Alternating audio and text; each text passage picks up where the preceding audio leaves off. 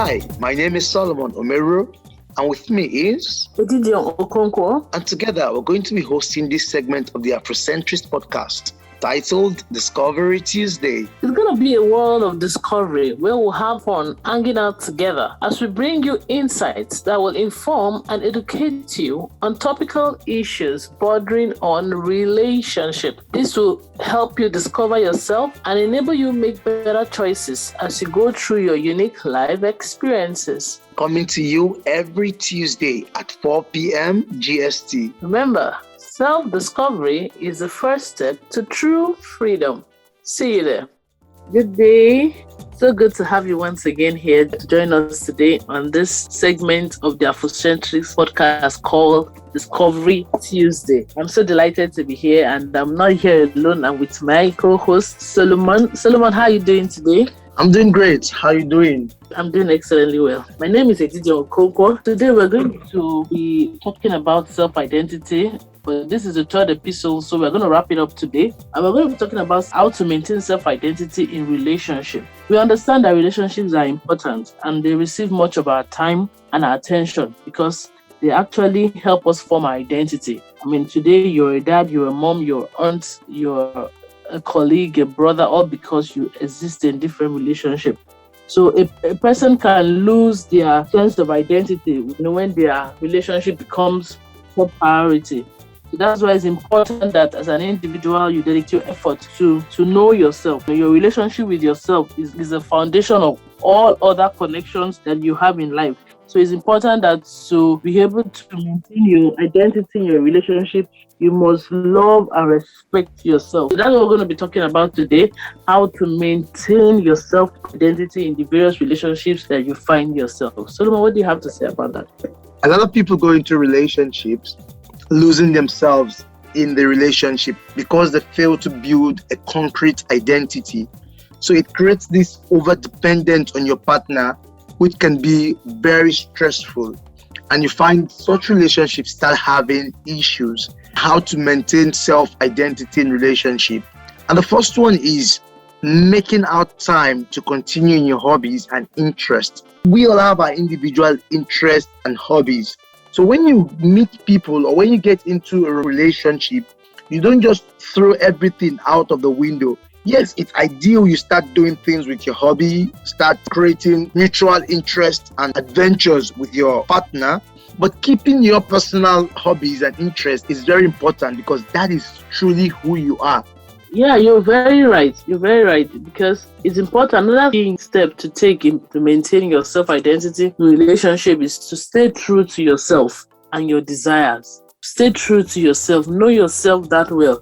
Because when you dedicate your efforts to be someone else at the expense of self-love and self-care, it can pose a risk to your mental wellness. So you must stay true to yourself and be abreast with the things that you truly desire. Because over time, when we are trying to fit into the image of the ideal partner that the people we're in relationship with desire, when we desire to fit into the mold that they have created, we end up losing ourselves. Losing yourself means that if you're someone who prefers to play table tennis, you find table tennis very interesting, you end up losing yourself. You don't have time. Solomon earlier said about following your hobbies and you just want to please the other person.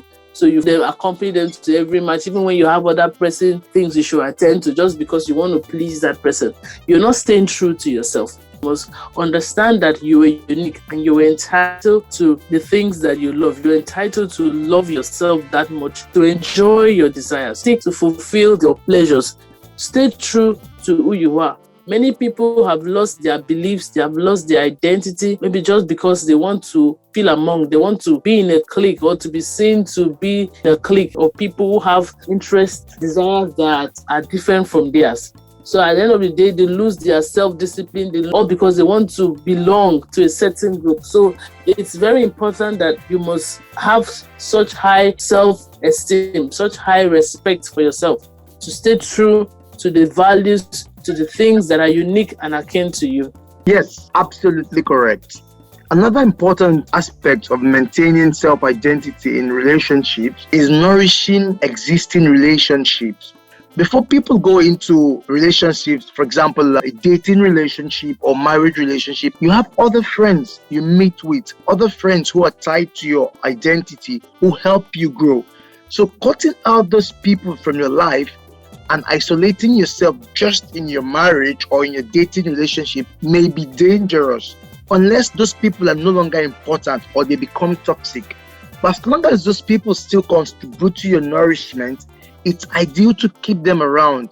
The best way I can put this is still have a life outside your relationship. You don't build everything around your relationship. Still have your own personal life. Keep people around, keep friends and family around, because all those people contribute to your identity. That way, it gives you time for yourself. It gives your partner time for themselves as well, which can take us to the next one, that is scheduling time for yourself. So scheduling time for yourself, having what we call the me time. This particular one strikes a chord with me because I recently just started inculcating that to my schedule for the day, that me time. It has helped me to gain a lot of balance with how I manage and how I comport myself, how I'm able to deliver my deliverables as I went due. It has really helped me because that me time helped me to know what's important, what I need to accomplish, because it sets the tone for my day. That time of quietness where I'm alone, that I'm able to plan and prepare for the future, and the nearest future, like the week, the day, because if I start off my day without having that personal time, it destabilizes me. I can't seem to have a grip of things. The morning works for me, but you could set a time, maybe in the evenings, during your lunch time or during your break. It's important that everyone find out that time that works for them. Having a time for yourself, scheduling time for yourself, have a time block. It can also help you guard against feeling manipulated or resentful in your personal relationships, because you have time to evaluate your actions, your activities. It's a time for self-appraisal of how you are doing vis-a-vis the things that are happening around you and the responsibilities that you hold. So scheduling that me time is actually what helps you to stay rounded and balanced, and how you handle challenges and the difficulties that you face around you. Very true. Couple time is awesome, but me time is also very important. The same thing as couple goals and me goals. And that takes us to the next step, which is pursuing meaningful goals. Goals are amazing ways to keep ourselves on track. Once you have a goal and you pursue them, achieve them, it gives you this sense of identity, this sense of confidence that you're doing something right. You're on the right track. You're achieving things. So in as much as you want to build a group goal or a couple goal, it's also essential you set personal goals for yourself, because these goals helps you stay in confidence. So while you're keeping me time for yourself, also set meaningful goals. And those me time can be times where you use in checking those goals and reascertaining those goals to see if you've done well in them or if there are things that are lacking. Yeah, that's very true. Another thing again that comes to mind that will help you to maintain self-identity in your relationship is knowing when and how to say no. Establishing personal boundaries. This is a big topic that could take many episodes to completely treat. But I want us to understand that the difference between making occasional small sacrifices and building a pattern of behavior is actually what is your self-identity that makes that difference. So you must understand that you don't need to silence your wants or needs in order to avoid having a confrontation. People are so afraid to acknowledge when they can't take more than they presently have. I realized with my kids, they learn to say no very early. It's one of the things one of the first words they picked up when they started talking, because we are born with that natural ability to take care of ourselves. And if well nurtured, if a kid is well nurtured, that could lead to self-love. But if a kid is not well nurtured, it could lead to selfish tendencies. But that natural ability to be able to take care of yourself, God put that in us.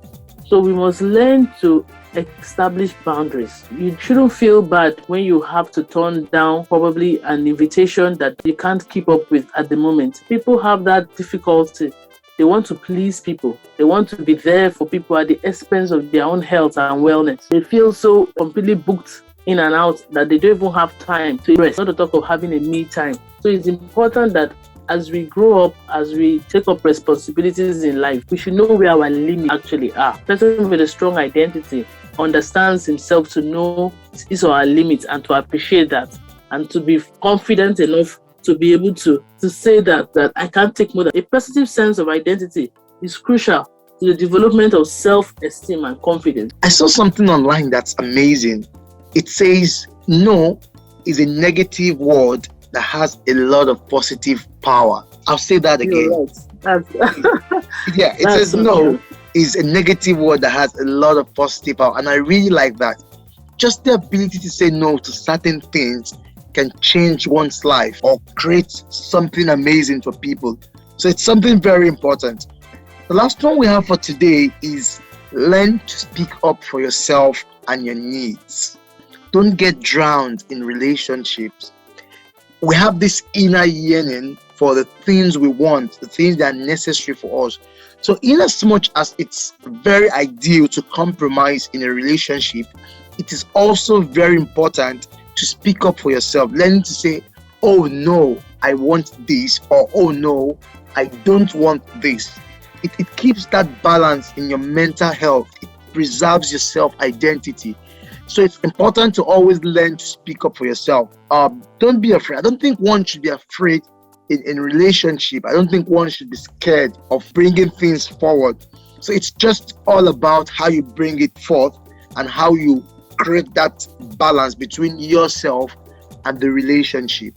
Yeah, in conclusion, I want to stress the importance of having a good self-identity, because I've realized that in my few years of counseling with people tend to stay in abusive relationships, or to stay in relationships that are not necessarily serving them. They may not be abusive, but they're not serving their purpose. They're not helping them to achieve their goals, their lifetime goals and all that. Just because they don't know how to say no or to walk away from what is not serving them. So having a strong personal identity, which comes from your self-concept, which also is a factor of your self-confidence. Having that strong self-identity helps you even in making daily choices. The things to let go, the things to hold on to, the things to go for, the opportunities to grab, the opportunities not to go for. And it also helps us to posture rightly, to give our best self. Because when we are well, we are able to give our best. But when we are spent out, when we feel overused, we end up not giving our best. So it's very important that we have a good self-identity. We see ourselves for who we really are. Know what makes us tick. Know what we can go for. Know what we want in life. Because if you don't even know what you want, when you don't even know who you are, anybody can do anything and trample on you and do anything to you. Anybody can stretch you beyond your limits or take you on a different trajectory in life, far from where or from what you have ever imagined or desired to be. So thank you so very much for staying with us all through the 3 different episodes on self-identity. I hope you learned a thing or two. We would love to hear your thoughts. We would love to engage. So send us your thoughts, your feedback, any question or any area that you need clarity. Do well to send a message. We will get back to you on that.